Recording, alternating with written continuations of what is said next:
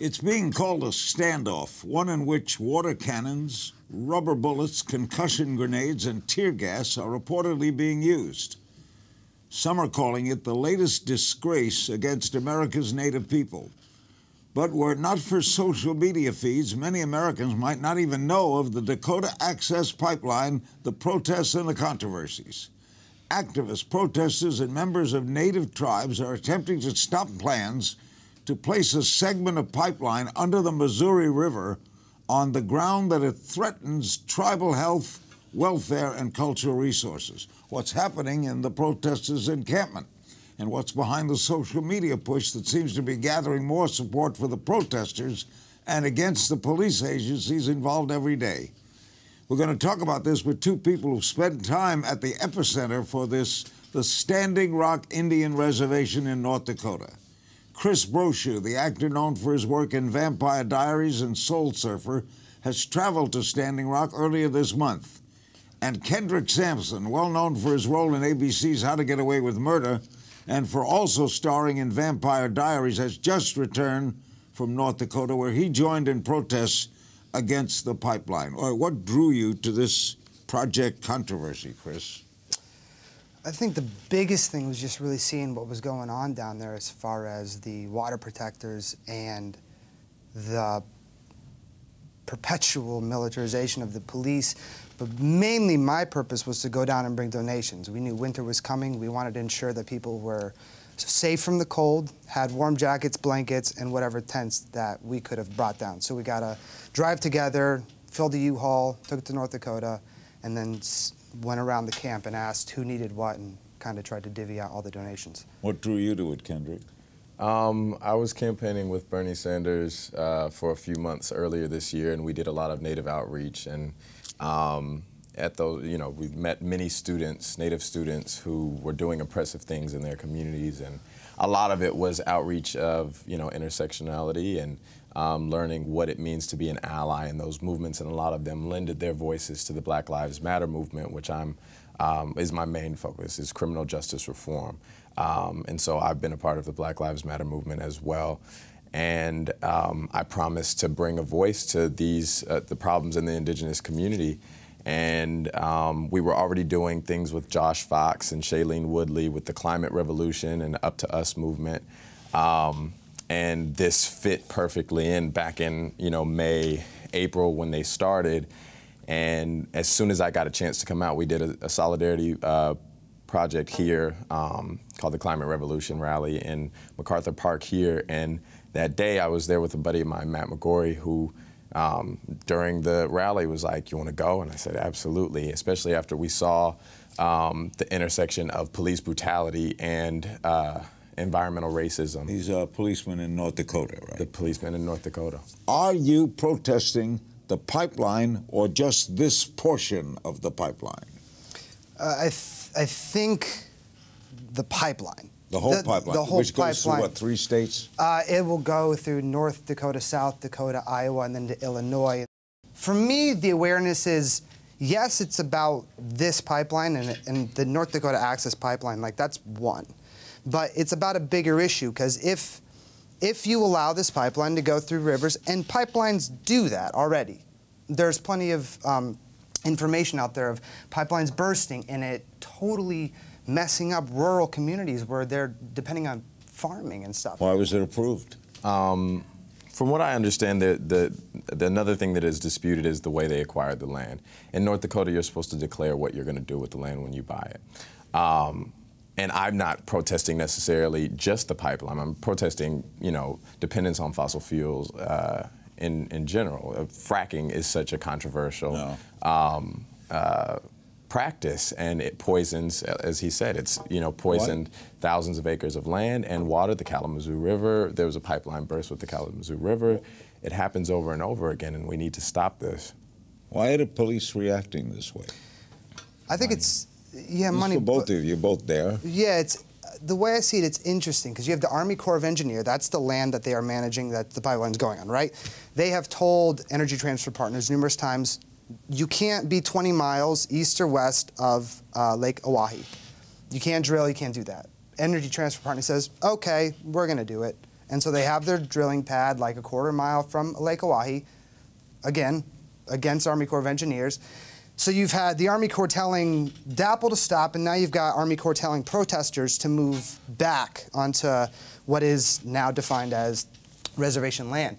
But the question is, if you're going to come in and enforce that on December 5th upon the peaceful protesters who have no weapons or anything of that nature, but just... on top of that, because when he says, why are the police reacting this way, unprovoked, these people have no weapons, they're peaceful, so why are they reacting? Peaceful water protectors. I believe it's because of money. They've been paid to come out there. Police have been paid. They're over $10 million has been requested in federal money to cover the cost of police protecting this pipeline 24/7. Well, does that mean the protesters are acting in some way that would require the police to react violently? From what I've witnessed at the river, when they were waist deep in the Missouri River, freezing cold, by the way. I was freezing cold outside of the river. Can't they, let's say they have a right to get them off by law. Can't they do that without shooting them with rubber bullets and using extinguisher-sized cans of mace? And there are people still recovering from those water cannons, having problems with their lungs from last Sunday. I don't think that the use of force is in any way proportionate to what... Has the federal government, has the Obama administration taken any stand in this? Very little, truthfully. Really? As far as I'm concerned, again, I'm not the president. I'm not the individual that has to deal with everything that is underlying in these issues. Like Kendrick says, it's money, and it's not a uncommon comment. Like when you have all of the money to build billion-dollar pipelines, and when it goes awry, which it tends to do, and normal people get affected, they get bought out and they move elsewhere. I mean, their homeland where they were raised is ruined, but I guess with a little bit of financial compensation, you can lick your wounds, wherever else you can find land that hasn't been polluted. Why isn't this front page? Or it's just becoming front page? Yeah. I also wanted to say President Obama met with the Standing Rock people and promised to uphold their sovereignty and to stand up for their rights. And this is something that has not been, that he has not followed through with. Absolutely. I have all respect for the president, but he has not followed through with his promise. And I don't believe it's front page because they're prosecuting people like Amy Goodman and shooting. We were there with a journalist, Aaron Schrody, who was shot by a rubber bullet. It's systemic oppression and suppression of the media. It's very hard to get a satellite feed out there. It's very hard. You can't even go with your phone. I went up to the front lines with my phone, and I heard reports of people talking about self-blockers and stingrays, and I was like, that sounds like a conspiracy theory to me, until I went to the front lines and could not use my phone because it kept cutting off over and over again, and several other people witnessed the same thing. You go 50 yards back, you can use your phone just fine. So I believe they're oppressing the media purposely. Obama did call, there was a delay in September, right? Right, which they ignored. Company said it won't consider a different route.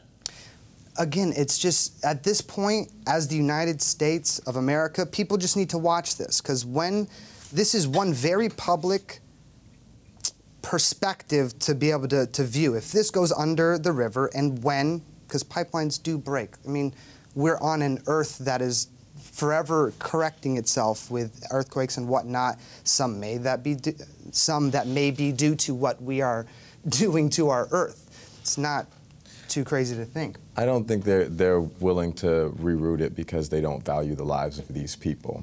They value the lives of the Bismarck people more than they valued the lives of the natives. Is this sacred Native American ground? The state is called North Dakota. The Sioux tribe is made of the Lakota, Nakota, and Dakota people. South Dakota and North Dakota were named after the tribe. I don't think you can dispute that anything on that land is not sacred land. If they say that that's their sacred land, it's their sacred land. You can't live in North Dakota and not acknowledge the sovereignty of these people. That is their land. Absolutely. There's a woman who buried her son in a sacred burial site that has been barreled through, that has been desecrated. They have, while people were in sweat lodges, desecrated the sweat lodge and pulled them out and arrested them. Yes, this is sacred land, short answer. So in other words, if you were building a pipeline under St. Patrick's Cathedral in New York or the Mormon Tabernacle Choir in Salt Lake City, they would be protesting. Absolutely. Absolutely. And they would win. And they would win because they have clout and power and money. Right. And the Native Americans don't have that clout and power and money. They don't, and what they have is the spirit of unity that we all, that's the reason I went out there. I see brothers and sisters of my race. It's the human race. I see people who are in of need. If I can make a week, all I did was, I had a week, and I was able to bring out some supplies and then come back. That's all I was able to do as far as to help these people, but I will forever be there because we are all one. What's it like when you're among the protesters? What are their feelings? Beautiful. What do they Well, say? they like to call themselves water protectors because they're protecting a human right. You know, it's much more than protesting. It's protecting human rights, and they're there in ceremony, praying. Their demonstrations, their direct actions is prayer. They went down to the river to pray. They went they ran, the Indigenous Native Youth Council ran to Omaha and ran to DC in prayer. Like, this is part of their culture. Everything is peaceful. It's a beautiful experience, and when you come back, everyone's like, "How was it?" And you say, "It's intense. It was beautiful. It was loving. It was tragic. It was sad. It was amazing. It's all these different things, because when you witness the ceremonies of, like, you know, carving a buffalo, where they pray over the buffalo, give thanks to the earth for the buffalo, and then they give an offering to the buffalo. It's a long process, and then they carve the buffalo, make sure that no part goes unused, and make sure that they give respect and pray during that and burn sage. If Americans had an ounce of the respect that these people show to their intimate relationship with water, the land, and the food they eat, there would be no such thing as fracking. There would be no such thing as any of these poisonous practices. And we would be living in harmony with the earth. What is happening right now? Are they building that? Are they building that pipeline? Yeah. Yeah, they're building it. Like I said, the CEO, Kelsey Warren, went on PBS and said, "We're doing it." And again, the situation is, Army Corps has told them many times, no. They've now told the protesters to leave, to move past, back towards the south of Cannonball River. And who's gonna be manipulated in the situation? Are the protesters stopping it from being built?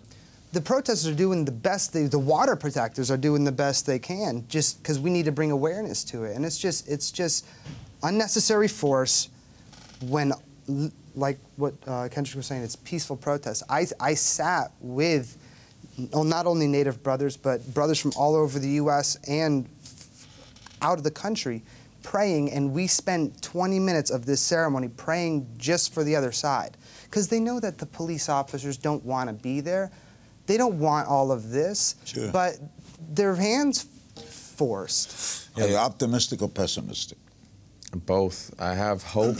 I'm pessimistic in greed, in the view of greed and what the companies will do and the lengths they will go to protect their interest. But I'm optimistic when it comes to seeing the determination of the people and the love they have and the prayer that when they pray for the DAPA workers, when they're and the police when they're oppressing them, further oppressing them. I have hope in humanity. I'm optimistic about the thousands of people who have traveled out there for this cause. Thank you both very much for coming in today. Pleasure. Thank you for having us. Thank you.